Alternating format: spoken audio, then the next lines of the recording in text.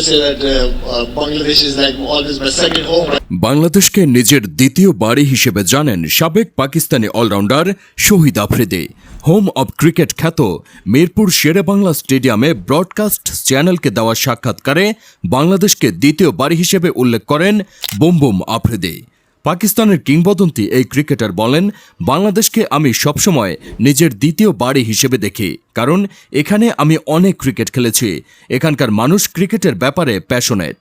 আমি বাংলাদেশ থেকে অনেক সম্মান পেয়েছি পাকিস্তানের হয়ে, এবং ভিন্ন ভিন্ন ফ্র্যাঞ্চাইজির বিপিএলে কয়েক আসরে আমার চমৎকার স্মৃতি রয়েছে।